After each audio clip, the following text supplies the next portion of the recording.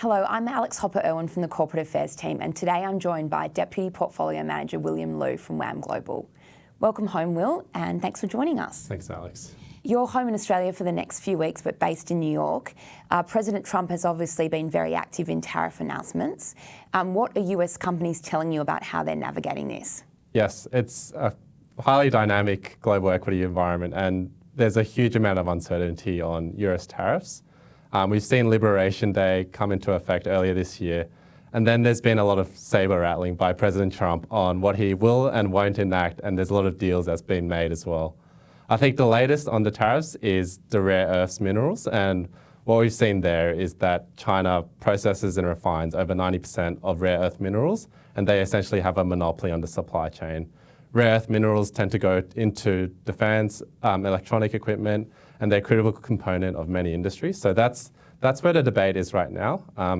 For us, we don't have any exposure to rare earth minerals, but it's an example of how tariffs are affecting management teams. So when we talk to management teams, they're having to remain extremely nimble and dynamic in their operating environment because they don't know what's going to change at any given moment.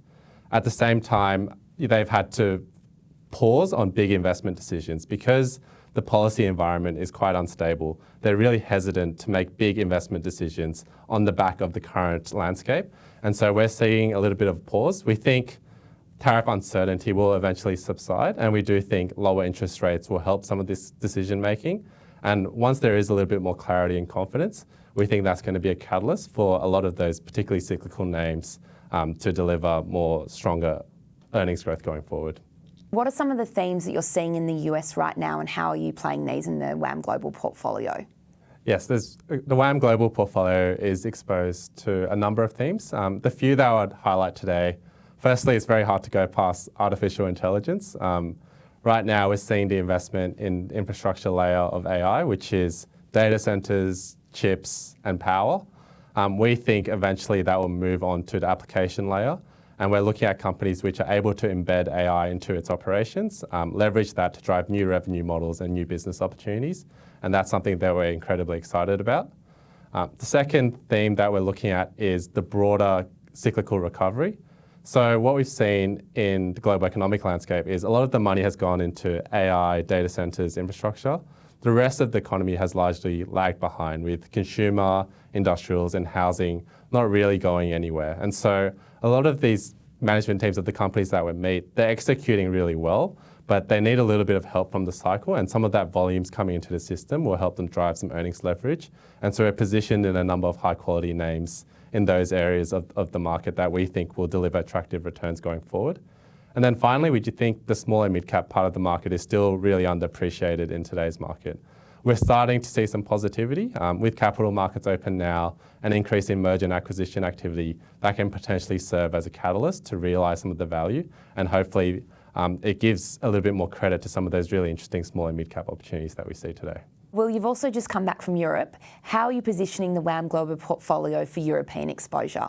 Yes, I've recently came back from a trip to Europe. I was across 4 different cities and met over 50 different companies. So it was really great and unique insights to get in front of these management teams and learn some valuable information. The European equity market is very different depending on where you look. I think the consensus is that you look at for example, France, their political landscape is highly uncertain at the moment. They're running high budget deficits and very hard to see how they come out of that. Meanwhile, Germany, there's a little bit more of green shoots where there's fiscal stimulus on the horizon and people are wondering how that filters through to the rest of the economy outside of defence and aerospace spending.